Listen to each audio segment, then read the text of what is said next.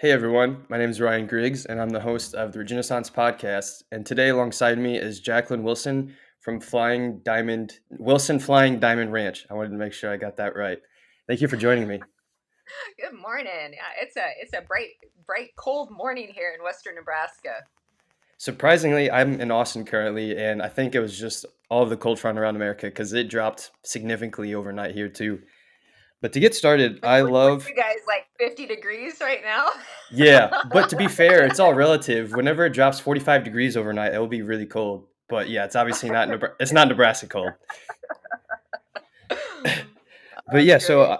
my favorite aspect of this podcast is just talking to folks that have been in the world of agriculture since birth, essentially.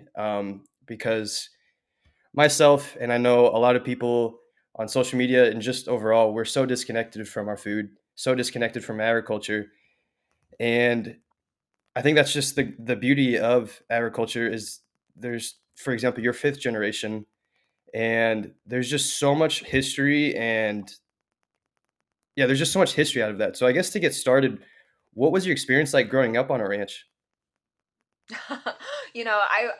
I don't think I would change the experience at all growing up, and I think that's one of the things people always are so intrigued by my childhood. And I'm like, to me, that was what was normal. I mean, we were demographically isolated. I mean, we're an hour from the closest town of a significant population size, and that's 5,000 people. So, and that also is the closest grocery store. So, I mean, we're an hour from a gallon of milk, and it was one of those things growing up. I mean, I was around animals from the time I can remember. I remember my parents were telling me this story. I was like 2 or 3 years old, and they were working cattle that day, and they couldn't find me. And I had gone over into the other side of the corrals, had taken my dad's horse over to a set of corrals, climbed up the fence, got on his horse, and was riding his horse around. And here is like 2 or 3 years old. So they finally found me because I was sitting on top of the horse. So, but I mean, growing up, it was great. We had freedom to explore and run and I mean, play indigenous people and livestock management personnel, and do all those fun things I think kids really should be doing nowadays. I mean, I remember getting in trouble for eating dirt at one time, and I was trying to convince my mom, well, the calves did it, why can't I do it? And so it's totally different lifestyle for sure. Grade school was really unique. We had what they called class one school, so it was like the quintessential one room schoolhouse. It was about a half hour away. My mom drove. We didn't have a bus. We took our own lunches. There was no cafeteria system. I was usually the only one in my class, so we were really advanced, I should say, in terms of our education because we had such a one-on-one teaching. I was there from K through 8, and then I went to high school about an hour and 15 minutes away. So I boarded in town during the week with a lady who I did not know when I moved in with her. My parents paid her 160 bucks a month for me to stay at her house, and she would feed me breakfast and dinner. And yeah, she became my second mom. So, and then I'd go home on the weekend. So it was a really awesome way to grow up for sure. That's great. And I'm curious then too, as you were getting older, and then did you go to the University of Nebraska, or I don't know if I'm pronouncing that even right. Yep, I did. I went to the University of Nebraska back actually when we had a good football team. For for 4 years, and I studied business and ag business and ag economics, and then I was a college dropout. I came home. I was asked to come home for a summer to work, and so I said yep. And that was 20 some years ago. And summer just rolled around into fall, and it just kept progressing. And I was to the point I said, well, I should go back to school sometime. And there were some other opportunities that came up for some leadership programs, and I went that direction instead. So yeah, I still someday maybe they'll give me an honorary degree, but until that point, I guess I'm still going to just be a college dropout. Did you always think that you were going to take over the ranch? Because, for example, I worked on a farm last year in Pennsylvania, and I believe he was also a fifth generational farmer. And he was talking about how before he took over his farm, I forgot what he was doing, but then he was just thinking a lot of just the sense of continuing on the family legacy, and that actually brought him back to that. And yeah, I'm just curious if that's something that you always saw yourself doing that, or if it just the legacy part and wanting to continue on stewarding that same land took you back? Not originally. I originally, when I was in college, especially, I was really had some political aspirations. I loved lobbying. I wanted to go to law school, be a lobbyist was kind of the direction that I was heading. And I knew in the back of my mind I would end up at the ranch someday. Like that was kind of the thought process, but it wasn't as soon as it ended up being. Um, and so people usually ask, well, why did you come back to the ranch? And I'll say guilt, because there is so much guilt and that level of responsibility I feel going into multi-generational operations to make sure that they do continue to succeed. And when I get asked, what's your goal? And my goal is just to not mess it up. I don't want to be the generation that screws it all over. And so I feel that there's a lot of additional responsibility sometimes because of multi generational operations. And I get that, we get that argument a lot between multi generational or first generation and which would be better. And there's pros and cons to both, and the way I had somebody explain it to me once, and I couldn't ever come up with a better explanation. In a first generation operation, you might have to build the building, you might have to buy the cattle, you might have to buy the equipment. In a multi-generational operation, say you have a piece of art on a wall, you have the building, you have the art, but if you want to move that piece of art, you usually have to ask somebody where you can move it to and how it's best to move it. And you might not even like that piece of art.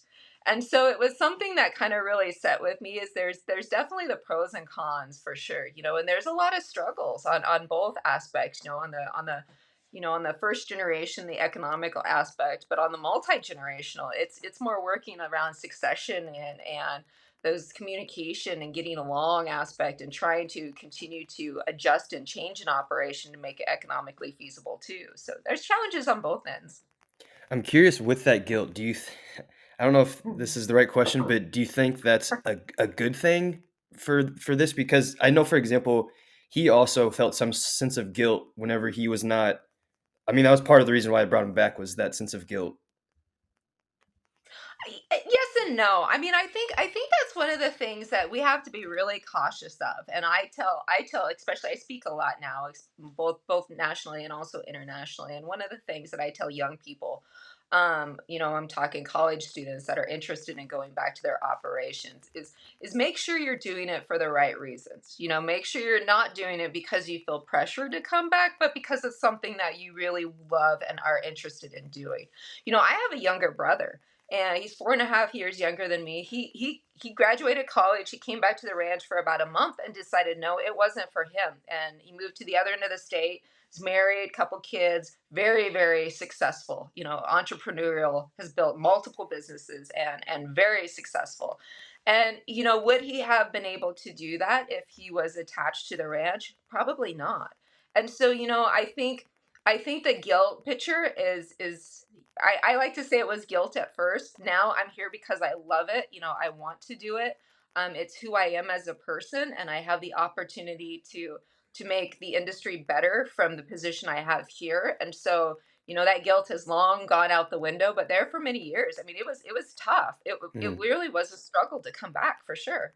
Hmm. So I know you also were talking about making sure that the succession is successful for your example, because I know you have a close relationship with your father. Did you have these talks early on, or how did you plan ahead for whenever you started taking over for yourself? Yeah, my dad, I'm that's probably my biggest accomplishment is my relationship with my dad.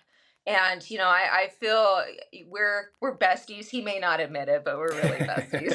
So, but he won't admit a lot to me. He just doesn't care for me to pat myself on the back at all. So he doesn't want me to get big head syndrome at all. So those were probably the toughest part, that I mean for sure, of coming home, was those conversations, because I had been home about 10 years, so a decade, before we started having that conversation that things weren't going to be divided exactly 50-50 between me and my brother, who was not here during those 10 years. And I mean, I remember I used to be a lot more emotional than I am now. And I remember there was times I would be crying because I'm like, why am I even here? If this isn't even fair. And that's what somebody always, that's another person that told me on Succession is sometimes what's fair is not equal and what's equal is not fair. And luckily since then, a lot of things have changed in the business. The third and fourth generation went through Succession, and then that was about 4 years ago that happened. My dad and my uncle split the ranch, and it was a very, very well thought out plan and was implemented really well. Kudos to both of them for doing that. And then it was gave me the opportunity to partner in. I was running a separate cattle business out of a separate location and back and forth between the ranch daily, and so it gave me the opportunity to bring all of my stuff home. We had my dad and I had about equal cow numbers, so we were all of a sudden, instead of me buying into the operation, it was like, hey, why don't we just do it this and this and this way? And so it's been really smooth.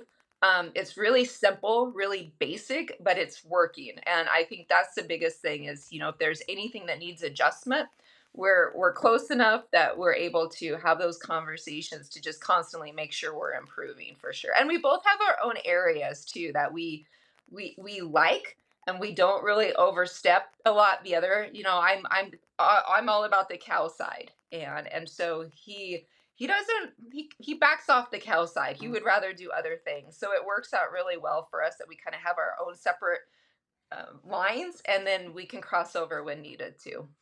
That's great. I guess on the topic of cows, because I know so yours is cow calf operation. Could you explain what that means? Sure. So a cow calf operation is so. Let me kind of give you the whole basis of it. Is we have a herd of mother cows, and they raise a calf every single year on pasture. So majority of our cattle spend the majority of their life on grazing lands. Um, Now, first off, before we get into that debate, no, the Sandhills of Nebraska is not really conducive to farming development, any other purpose, but it's excellent to raise cattle on, and or any type of livestock, And so for that, it's an ideal scenario. So cattle are grazed the majority of their life here. Those mature cows will stay. I sold one yesterday that was 15 years old. So we've got some 15 and Wow. 16-year-old dams in our herd, so the longevity, they can stay around as long as they keep producing every year. They're welcome to stay on the operation. Now the we have two calving herds. We have a spring herd and a fall herd. So we calve in May and June, and then we also calve in September, October. And so those calves will be weaned off those cows. For the most part, they'll stay here until they're about close to about a year and a half of age, and then they'll be marketed somewhere else. Whether it be through a sell barn or through video or privately, or we'll retain ownership on them through a feedlot, or we'll send them to our direct to consumer beef business. So there's a lot of different facets going on. But I think the biggest thing for us is that, we're not a one stop shop. We follow our cattle all the way from the time they're born to the time that they end up on a person's plate. And so that's a little unique compared to a lot of operations out there. Usually an operation will just pick a section instead of the entire supply chain. And we try to make sure that we follow at least a good percentage of our cattle from that beginning all the way to that consumer plate. How are you able to do that? The tracking portion of it all. Yeah, so in 2019 we started flying diamond beef, and so we had been using traceability before traceability was cool. So my grandfather used to keep cattle records back on. They were like by 8x4 note cards that he had in like these plastic containers, and every little bit of data he would write down on Hmm. those note cards on his cows, and then when after the Oregon Trail computer days came along and they actually started to develop cattle software, we had implemented cattle software back in the 1990s, and compete might have even, I think it was about 1990. I don't think it was in the 80s yet. It was about the 1990. I was pretty young then, so I was trying to remember when my uncle had bought that for the ranch, and so started computerizing it. Took all that stuff from those manila envelope. I mean, from those postcards and transferred it into the computer programs. And now that's something that we do on every time we work livestock, everything is in our computer system. So we can track at any given day, where an animal is at, and everything there is to know about that animal. And so all of our animals have multiple forms of identification. They have panel tags, they have dual panel tags. They have an electronic identification button that goes into their ear. They're also tattooed in their ear when they're just a little over a month old, and those tattoos will stay with them their entire life. They have a hot iron brand. It's still something that's really important out here in the boonies for cattle theft purposes. And so we do hot iron brand them also. And so there's multiple identifications with that animal. And so we're able to track that animal all the way from birth to harvest, which also provides us a really unique opportunity to really analyze how that animal is performing, all their data along the way, anything from birth dates to birth weights to weaning weights to if they have horns, to what color they are, to where are they, to what are they eating, to what any vaccines or antibiotics they've received. We can keep track of everything. Hmm.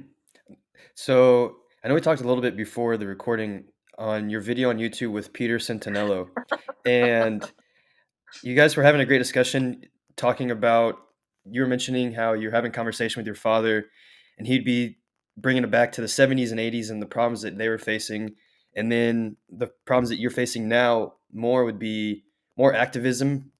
And I want to talk a little bit about this topic because I was vegan for 2.5 years, and now I'm very anti-vegan. I will be outspoken about that. And with the huge push of that and the plant-based movement, and then pinning climate change on animal agriculture, you brought up a good point. They don't understand what we're doing and why we're doing it. And I was wondering if you could just expand on that portion because it's very important that it's a lot of folks just from my side of things, just the people that aren't in agriculture don't understand all of this. There's just so much information being tossed at them that again, this is one of the reasons why I have this podcast. So the people that are actually doing the work, rather than the people behind keyboards, have never visited a ranch or even worked or understanding in the land. Yeah, I was just hoping that you could expand on that.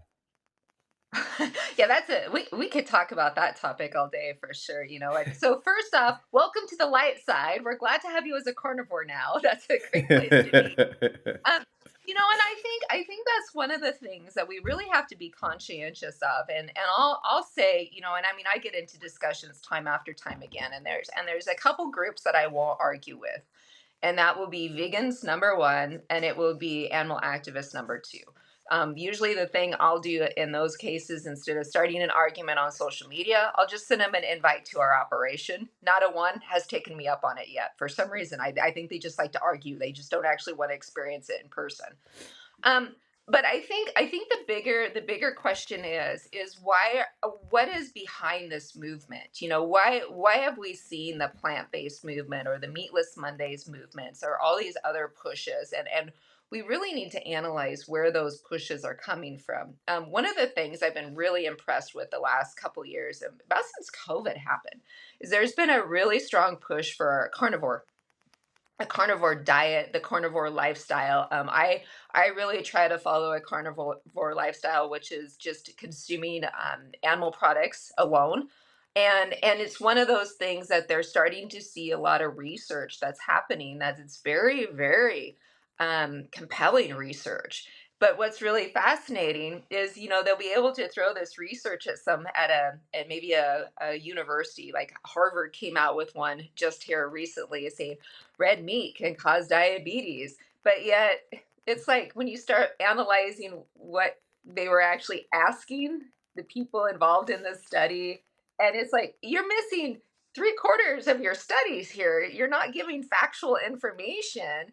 And why is this made national news when this isn't a complete study? And yet they had a study prior to that had all those facets filled in that showed how a heavy meat diet is healthy for you, and it does not make national news. So we have to be really conscientious of exactly where those studies are coming from. What part of those studies are being pushed onto the national media scene. And it's not only in parts of our diet, because we are a really heavy processed food country in general. I mean, I'm sorry.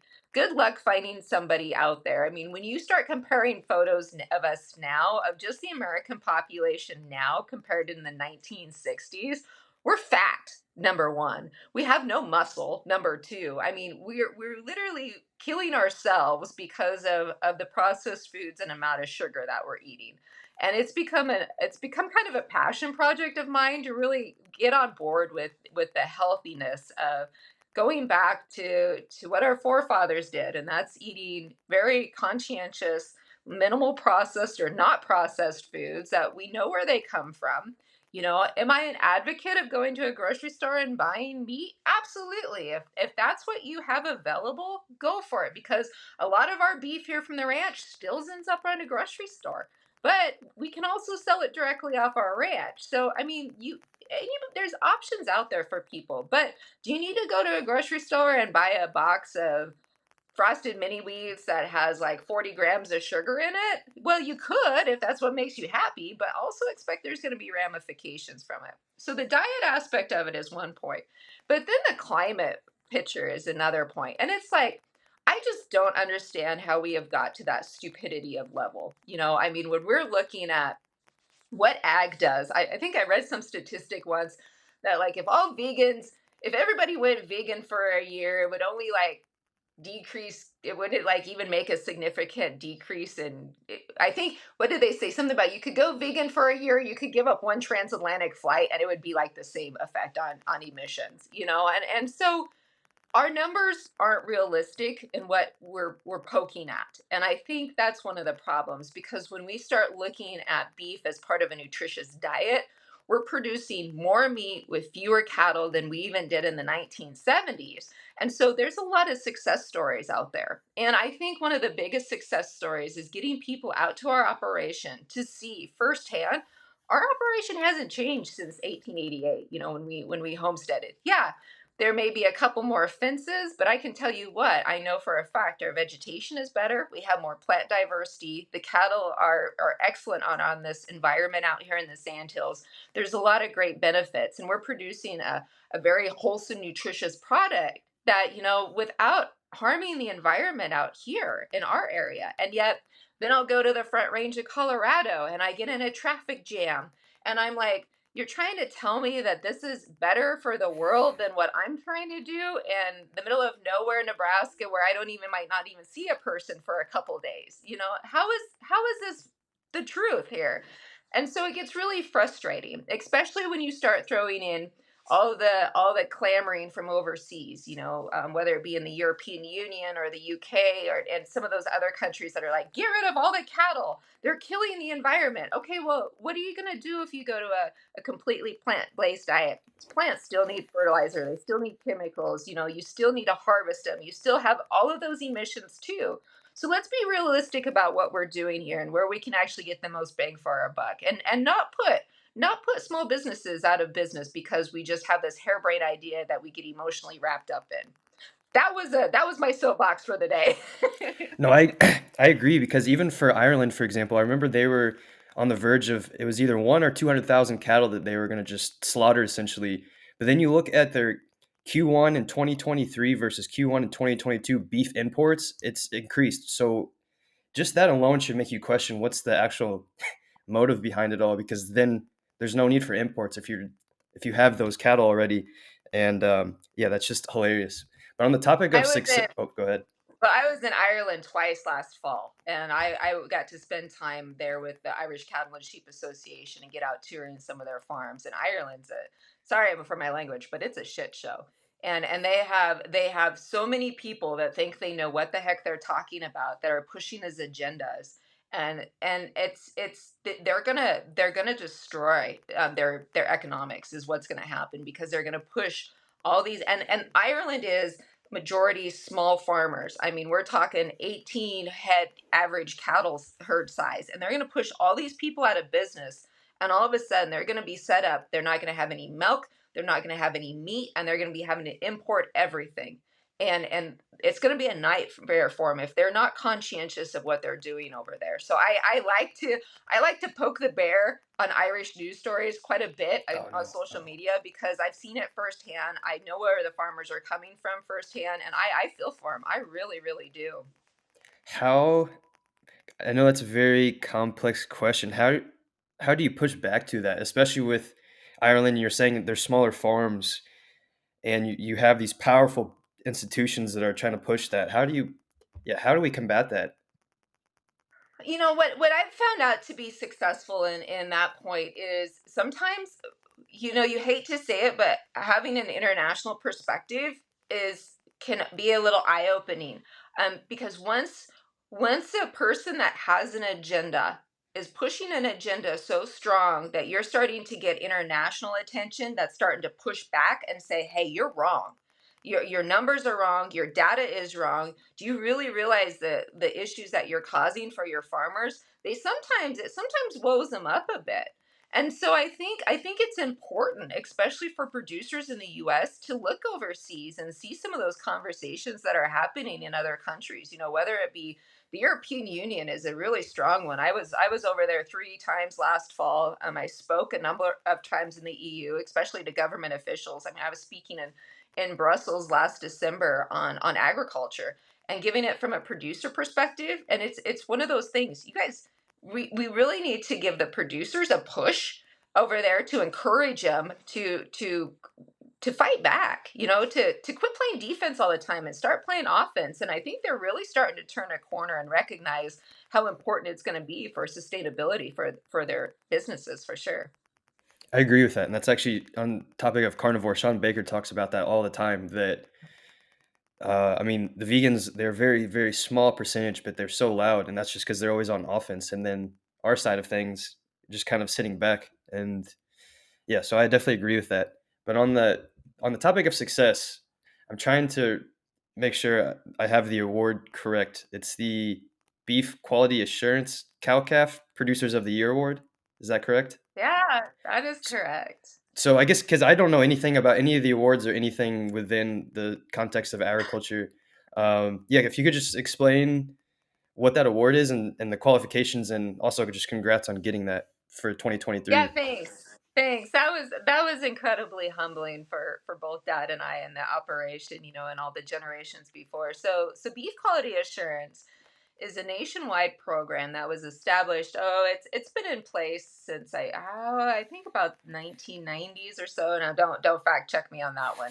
But so it came about on behalf of the beef checkoff. And the reason that it came about was we were starting to see consumer perception of the beef industry going downhill. People were not as confident in buying beef, you know, because maybe they thought the animals weren't handled correctly. Things like, was there proper withdrawal times on antibiotics? Were they being processed or harvested correctly? You know, the consumer trust was going down. So this program was implemented, and what it does is it allows producers, any producer out there, to become certified and attend a training to learn about maybe some of those things that we know, but maybe we had forgotten. You know, maybe proper vaccine protocol or low stress cattle handling or husbandry skills or proper transportation usages and a lot of those things that we do on a daily basis that it's really good to have a refresher on. So there's multiple parts of the program that you can get certified in. There's a cow calf certification. There's a feedlot. There's a trucker. I haul our own cattle, so I also have a BQA transportation certification. And so we have been part of the BQA program for years on the cow calf sector. And out of I think there's 700,000 producers in the US that can be BQA qualified. You know, they recognized what we were doing for our operation in terms of our animal handling and well-being, and that's where how we received the award. So it was, like I said, it was very, very humbling because we focus our lives on our cattle. I mean, our cattle pretty much. I like to tell our cows that this is a dictatorship. It's not a democracy, but you know, at the end of the day, our cows really do run our lives, and so it's really nice to be recognized that what you're doing for your livestock is really within their best interest. Is all of this what led you to starting Envirosmart? I don't know if I'm pronouncing Envirosmart? Envirosmart. Envirosmart. Envirosmart. No, actually, yes. Well, I should say yes and no. So I mean, yes. I think that so we started Envirosmart Beef on Earth Day this year, and we had started a direct to consumer beef business in 2019. Myself and two of my best friends, and then unfortunately one passed away, and then bought the other one out and brought everything onto the ranch here. It's been about 2 years now on the ranch, and so this last year, well, I was saying last year I traveled a lot to the European Union, and a lot of the things that the European Union is focused on right now is about climate. We're all so climate friendly, climate smart, all this stuff, and unfortunately, what some of the things they're doing, especially in terms of some of the rules and regulations they're passing on to producers, is completely getting rid of any efficiencies that they have.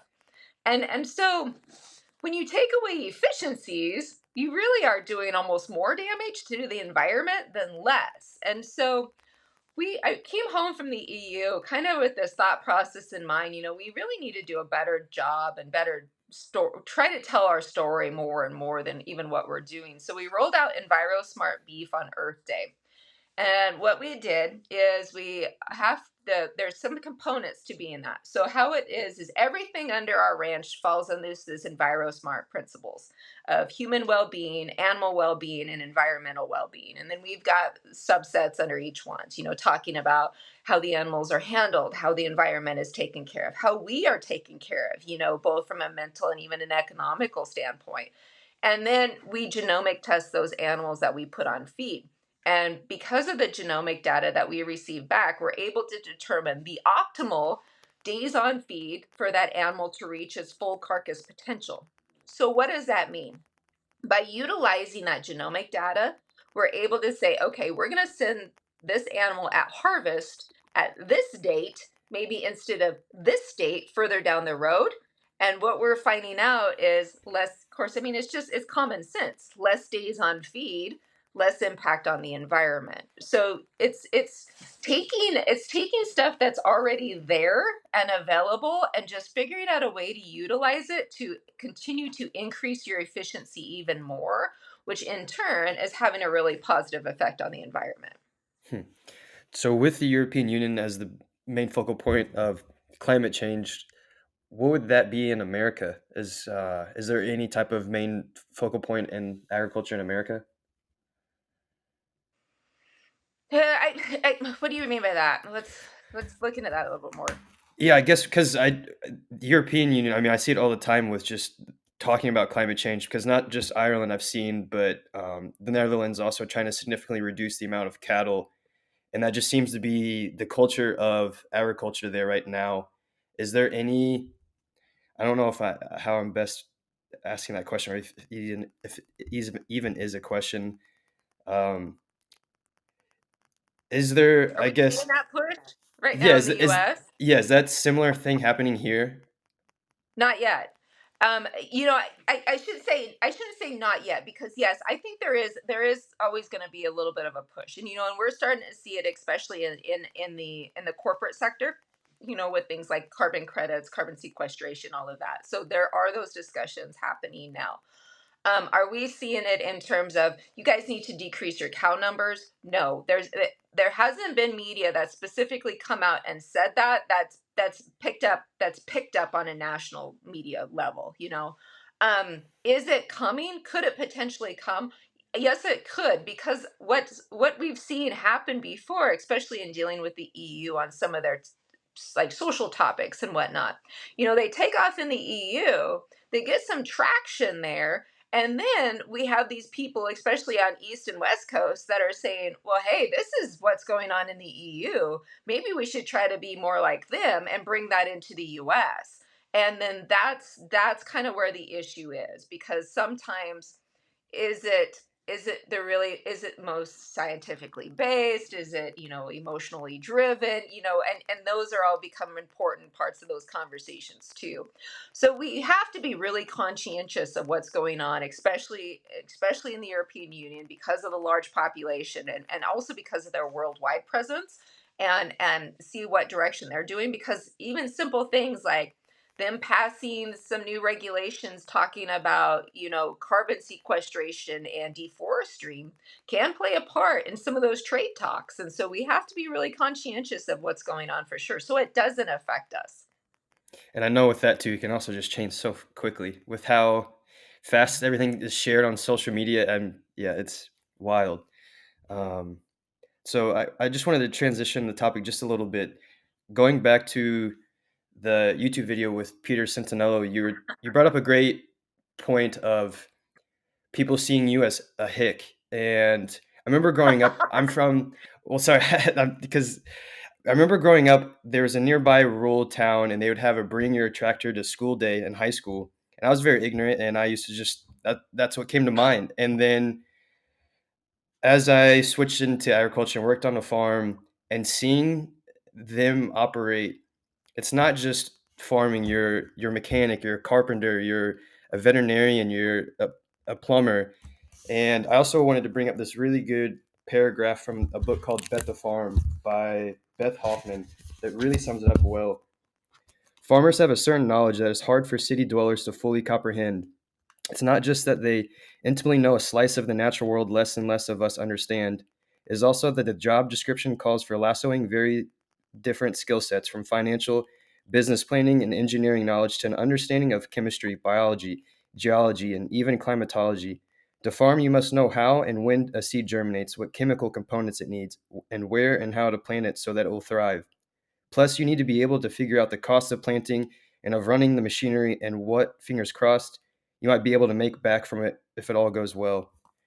So, with that being said, I'm just curious if there is a certain experience that you've had throughout your time on a ranch of a story to where that just might surprise folks that just you've had to just really think on your feet. Because I was just watching the farm owner operate his, and everything that he was doing was just mind blowing. And again, people are just so disconnected that they don't think about that and just see you guys as these hicks, and it's a shame.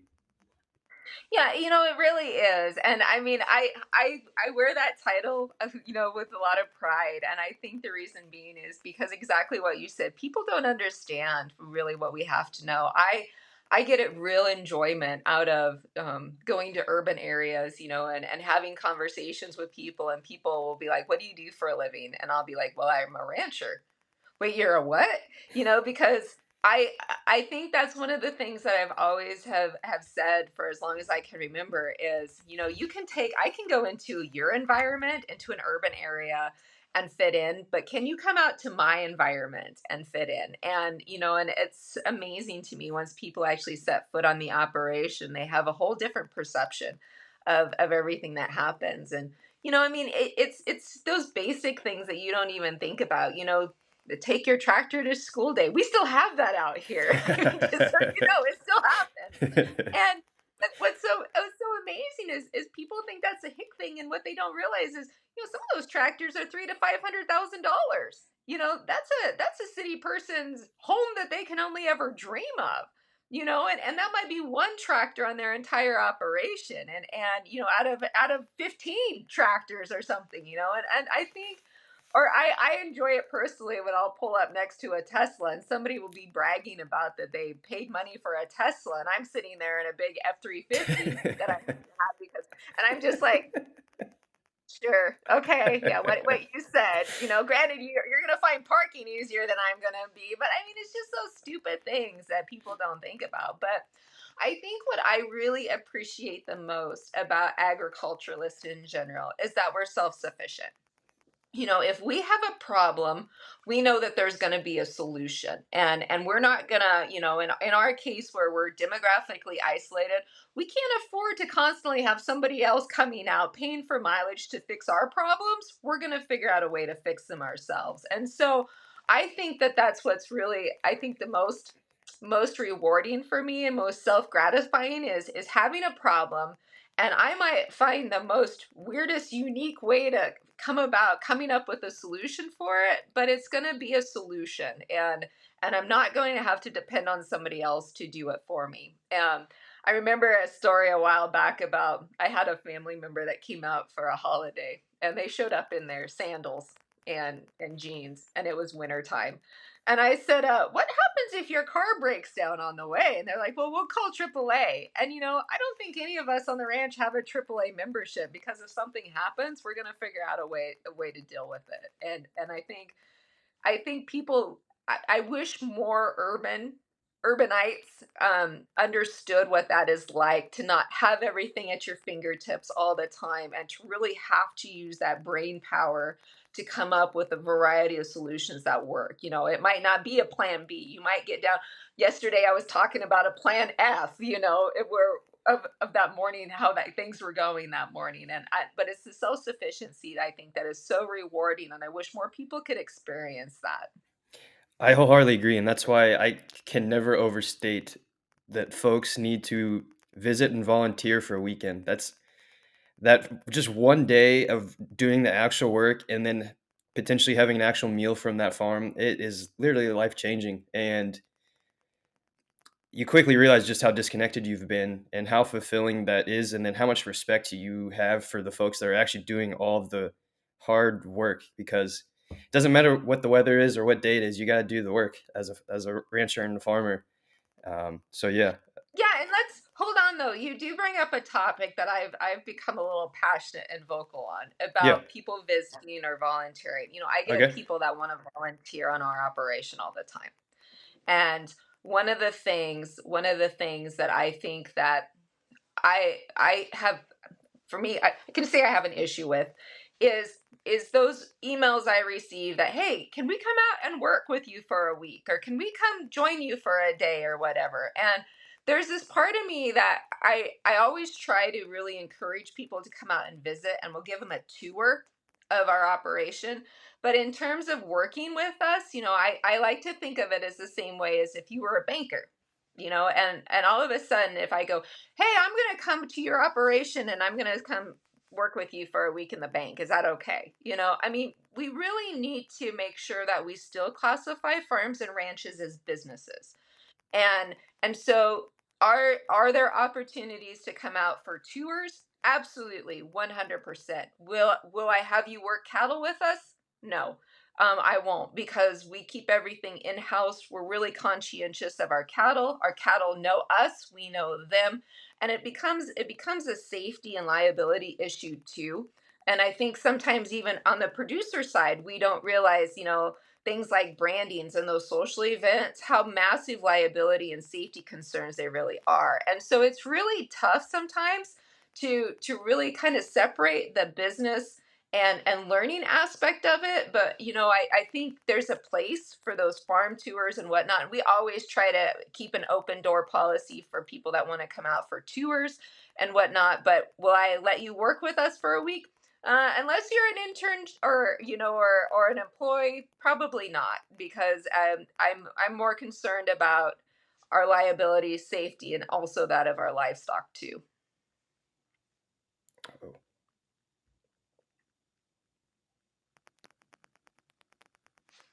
No, that is a great point. Because I guess there's a lot of farmers and ranchers I know personally that do want volunteers, but I know that would be a case by case basis, because I've also would definitely understand. This is also just on the topic of agriculture, but just being out on the land.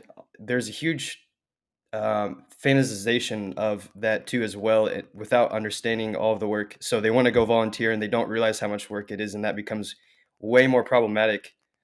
Because I remember talking to the farm owner that I worked on, and he mentioned that, to where people would say they'd come out and volunteer, and then day two comes around, they already want to leave, and they would just leave. Because they just don't understand everything that you would have to Well, be doing. absolutely. Yeah. You're absolutely right. But also from the farm or ranch owner, something we do. It doesn't matter if you're out here touring or whatnot. you have to sign a liability waiver when you show up on the operation. We have warnings posted around in places, which is a little bit different for a production only enterprise. We're not doing agritourism or anything like that. We're cow calf operation, and so you'll see warning signs and liability signs when you come into the yard, and that's one of the things we hadn't really thought about till a little over 3 years ago, when one of the business partners was killed in an ATV accident. And I mean, it really opens up farm liability is such a gray area that we need to make sure from the producer side that we're protected too. So, I mean, if you get those opportunities to go out and volunteer on a farm or be part of that, make sure, and be conscientious that hopefully that producer will make you sign a liability waiver coming in. But if not, maybe it might be something you might want to encourage them to do, to have in the future, because they do need to have some kind of protection too. Agreed. On the topic of regulation, I'm assuming that you've had a lot of challenges with that. I mean, especially with there's just so many regulations, so many laws with agriculture, and it just seems like a very complex. I don't know if problem, but I'm just curious. Yeah, just have you faced a lot of challenges with the regulation with everything that you're doing? Not as much as some, and I think the reason being is because when in livestock production agriculture, the way that we're doing with a pasture based system, we don't use excessive chemicals, fertilization, pesticides, any of the additional stuff there that is being more and more regulated. From an environmental standpoint, things like waters of the U.S. has can affect us potentially. Some of that regulation we've got to be really conscientious of. Hunting rights is also a big one. There was a bill they were trying to get passed in Nebraska a couple of years ago to allow hunters onto school land. And so in Nebraska, there's school land out there that is owned by the Board of Educational Land and Funds that producers rent on a yearly basis. I mean, we've had our school land in our family for decades upon decades, but they were going to give hunters permission to go out and hunt on these school lands. And I mean, so you're going to have hunters come in on your operations that are free to go wherever. And it was, so biggest thing is just we always have to have our foot on the gas and be really conscientious of any legislation that's going forward. I have a friend of mine in New York State, and she was speaking at a conference here just a couple weeks ago, and it was to a bunch of New York state legislatures. And so she was asking some advice on it, and I'd gone down and looked through what agriculture bills were going on in the New York legislature, and I'm like, oh my goodness, holy smokes, this is not good. They're so extreme, and we're seeing that right now up in, I believe it's either, or I think it might be Oregon right now. There's a legislative bill which they tried to also do in Colorado at one time that would make it completely illegal to like hunt animals, to process animals for food, to do any artificial insemination on animals. And the problem is if one of these bills gets passed somewhere, we've seen it happen in California time and time. There's a legislative bill that they think won't get passed, and it ends up getting passed, and it's detrimental on food production. And because it's this small, really vocal set of yippy dogs behind it that are just pushing this stuff forward, and they don't realize the ramifications of it. And so we've got to be so overly conscientious of this. And it's important for producers to belong to organizations. I'm actively involved in our National Cattlemen's Beef Association. I serve as their chair of international trade. And the reason I'm involved in those associations is because I feel that it's important to be able to share, my story with those people in DC, and explaining how much some of the rules and regulations that they pass can damage us or can benefit us. And if I don't, who will?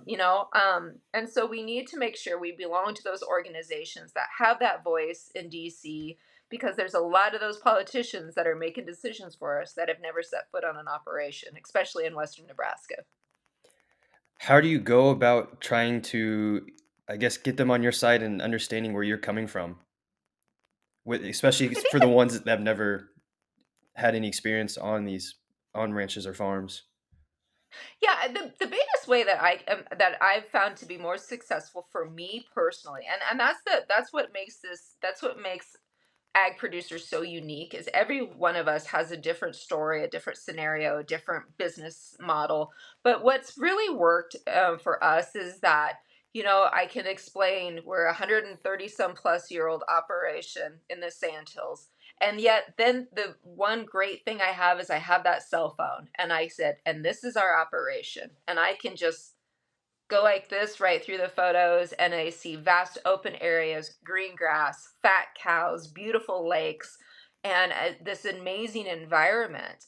And and I like to say to keep the emotion out of things a lot of times when you're talking about ag rules and regulations, but I also think it's important for people to see how you're passionate about what you do and why you do it. And I mean, I have a purpose. And I think that's one of the things that people struggle with nowadays, is finding their purpose. And I have my purpose. And my purpose is to provide the best quality life I can for my animals so that they can fulfill their purpose, and that's feeding the world.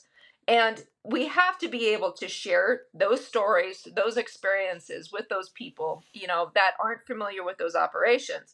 But at the same time, we need to also express our displeasure in them too if they're out of bounds. There was a couple of legislative bills just happened recently that I was not pleased with. They were pretty detrimental to our industry. One was getting rid of our checkoff system across all facets, not only across the beef industry, but across grains and milk and everything else too. And it could have been pretty detrimental because of the fact, if you combine all those industries together, a $750 million budget right there for research, education, promotion. That's our advertising wheelhouse right there. When you start comparing it to big companies, like I think we've had this discussion before, like you compare it to big companies like Pepsi. Pepsi's got what, a $2 billion advertising budget. Same with what we're seeing with pharmaceuticals now. Any company can push an agenda that they want to push. And so we have to be able to provide a voice for those that aren't able to advertise on behalf of themselves. Now, I can sit here, I can advertise our ranch and producers till I'm blue in the face, but I can guarantee you I don't have a $2.2 billion advertising budget. I might have $100 advertising budget. But if every producer out there started pushing, their products and their voice, and other producers in the industry in general, we could be so great.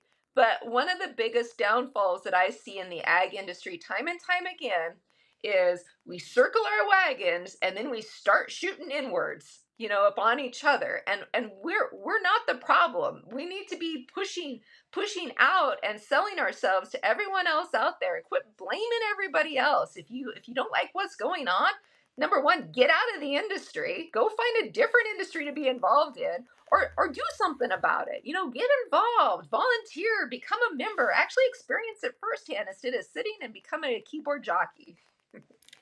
I agree with that. That's great. So I completely forgot to mention this whenever on the topic of Ireland, but you were mentioning on international trade, because I know you've traveled to Brazil and Australia and New Zealand, which are huge for the beef industry, especially in America. I'm curious what the experience was like visiting the processing and their operations there versus how it's done in America. Yeah, so I travel weird. A lot of people when they travel, I have a lot of good friends that love to travel, love to sit on a beach at those all-inclusive resorts for a week and drink margaritas, and that's never been my travel style. So yeah, I've traveled to six continents. And the reason haven't traveled to the seventh is I can't find a processing plant in Antarctica yet. So that's my passion when I travel. I love to visit processing facilities and see the innovation and what's going on in other countries, not only by talking to the producers, but also seeing how their supply chain works. Um, and what's really surprising, when I get back to the US, and I'll get asked about it constantly, like we think we're really great producers in the US, and we are in our own right. We have some excellent things in the US that we shouldn't take for granted. I mean, we're in terms of efficiencies, we're amazing. We're one of the top countries, if not the top countries, for what we're able to do with our efficiencies. Now, if somebody goes, where's the most technologically advanced packing plant you're in? I go, Brisbane, Australia. Australia is phenomenal in terms of what they're doing for ag tech. And a lot of, surprisingly, a lot of some of the programs I use here in our operation are asked from Australia or from New Zealand. When I asked for the cleanest processing facility I've been in, it was a chicken processing facility in China, of all Wow. places. And so, it gives a little bit different perspective when you've seen operations, not only cattle operations overseas, but see where cattle end up at, in terms of how they're harvested, how that technology is integrated into those, and also how that information is sent back to the producers. And you start to see that we need to keep our pedal to the floor here in the US, because sometimes when we start talking about international marketing of product and about US product going overseas, it's actually a harder sell than you think to get at some of our US product into other countries. My very first overseas experience was to Russia, Ukraine, and Poland. And I remember talking to this gal in Russia, and she had been so irritated with her visit to the US because she ate all these GMOs and it got her fat. And so she was completely anti US ag in general because of this. Granted, she came over and she ate a lot of ice cream and donuts and sugar, but hey, besides the point, whatever. I mean, we won't get into that little part of the thing, but I mean, we've got to be so conscientious of what we're doing on that international scene too, and how we're represented. And that's way that the programs like the beef quality assurance programs can come into play, because by being able to show what our producers are doing in the US, I can have the opportunities when I travel overseas to say, here, this is what we're doing. This is how this program works. This would be really beneficial to your producers. And it's kind of like this light bulb goes off that, oh, hey, yeah, we should be doing stuff like that too. And then it just makes our producers stronger, makes our food supply and production system stronger. And then in turn, we get to feed more people. I'm curious because we import so much beef from those countries. Why is that? So there's certain countries, for instance, that we do import lean trimmings off of. And the reason being is because of the way that our supply chain is set up in the US. So we feed a lot of heavy animals. I mean, I took cattle to the processor yesterday for our direct to consumer business. I mean, they were averaging around 1,560 pounds. So there's a lot of fat on those animals, and so they bring in um, a lot of beef from other countries, like especially from like the South American countries. That's a lean trim, so they can combine it with that fat in order to make your different grains that you can market. So is is it a good thing? Yes, yes and no. I mean, I see it from both sides, because from a producer, I see it like, dude, shut those borders down. We can shut them down. We can feed our people and we can export product. And why are we importing product? But what I have found out in all the worldwide travels I've done is that trade is important. I mean, trade is such a huge component of how a country works, and how its economical system is set up. And so, you know, we it's tough if we're just exporting product out and we're not reciprocating product in. Now, is it just one product across the board? No, because I mean, it's amazing when we start talking about things of some trade. I remember looking back on I got a list. I had access to a list, and this was back in like the what was it, about early 2000s, when we were talking about mandatory country of origin labeling, and we had Canada and Mexico that were totally upset with us. And I saw the list of the trade repercussions that came out of Canada, and it was things like they were going to start imposing these taxes on things like maple syrup, ketchup. I mean, these things that are not beef, but trade has ramifications.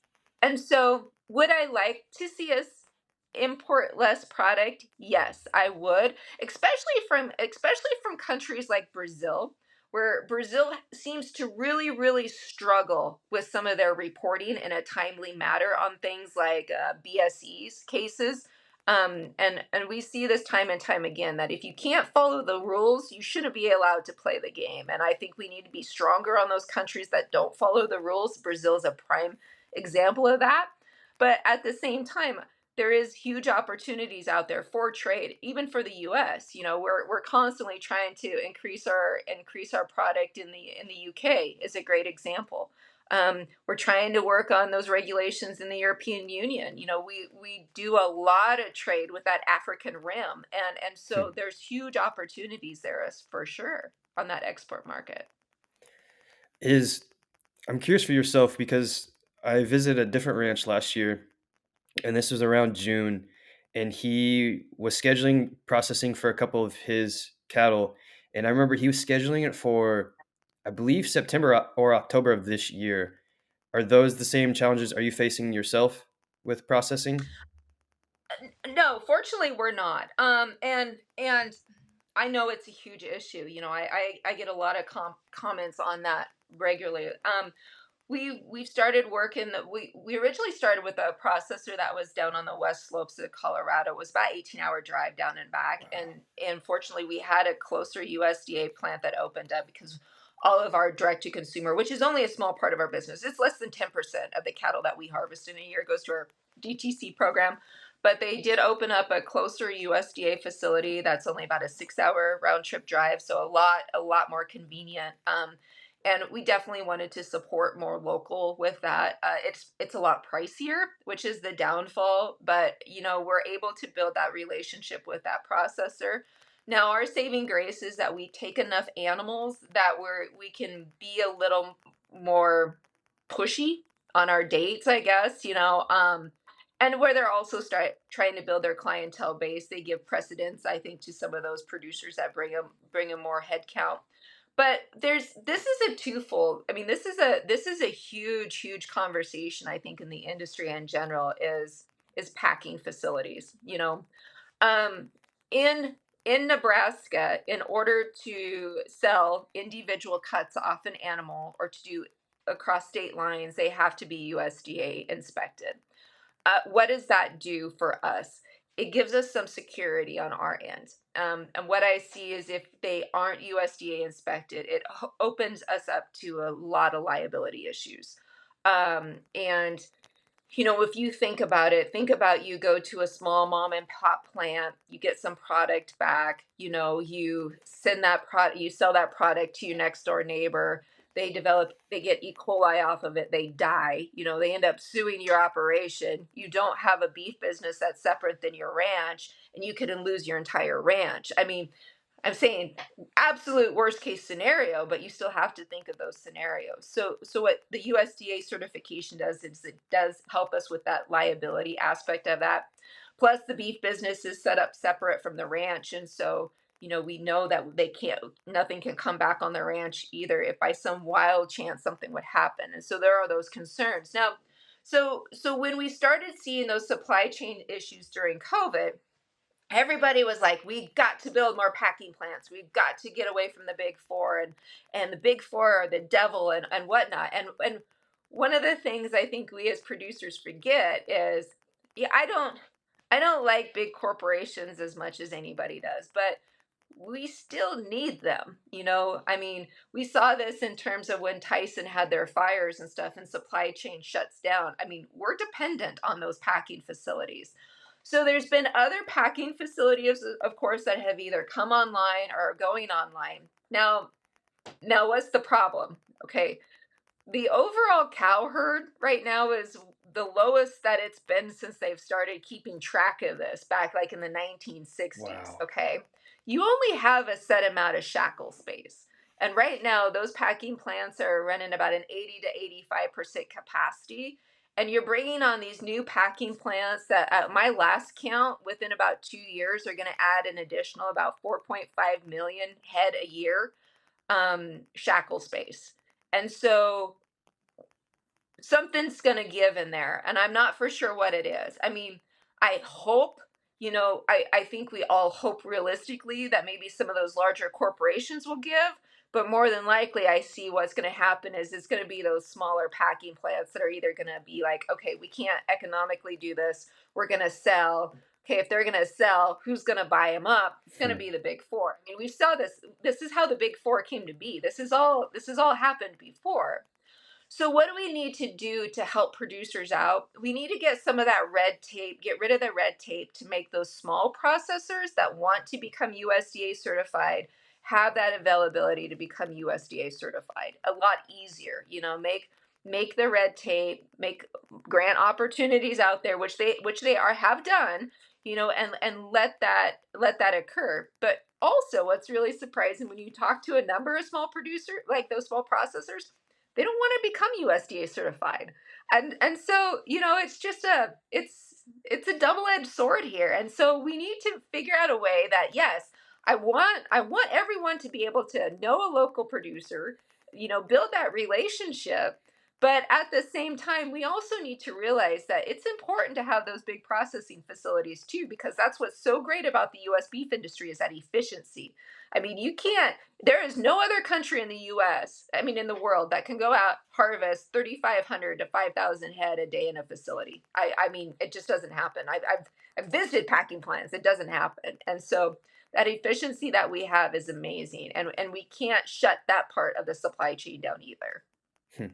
My last question with that then, since the focus was efficiency, how is the quality of those places? I know you're talking with the USDA certified inspections, but yeah, I'm just curious with just how fast that goes. Is there anything within that process to where, um, actually, yeah, it's not really a question then. Never mind on that. It is. No, no, I know where you're going with that. And I mean, I've been to a number of processing facilities in the US, and it is absolutely phenomenal what they're able to do in terms of efficiencies and follow those rules and regulations that, I mean, it's a science. I mean, it is such a unique science, integral science of what they're able to do for safety. Now, is there still issues? I mean, I'm not going to sit here as a producer and say no, we can do better, because we can do better. We're still seeing things like buckshot in animals, especially from that south. I don't know what they're doing down there in the southeast part of the U.S., but they're doing something down there. And I mean, so that becomes an issue. Antibiotic residual. There is spot testing, and there is a blacklist that goes out every week. So we need to be, as producers, we need to stop that. We need to make sure we follow label directions. We need to make sure we follow animal safety protocols. Continue to improve things like bruising. Those are all important, and I think it's important for producers out there to say, hey, this stuff still happens. There's a couple of you bad apples out here that need to get your butt in gear. And so, because you're making the rest of us producers look bad. And so I really think we need to be really conscientious of that, especially as we continue to see more of those dairy calves that they're doing beef on dairy now, as they're bringing those into the beef production cycle. What does that look like, in terms of some of those facets too, especially antibiotic withdrawals? How are those going to impact our production chains? And so I think what we need to do as producers, we need to continue to improve our operations, continue to improve our animal health and well-being and those standards that we have. But at the same time, be cognizant that the consumer is our end game, and we want to make sure that we can get the best possible product to our consumer.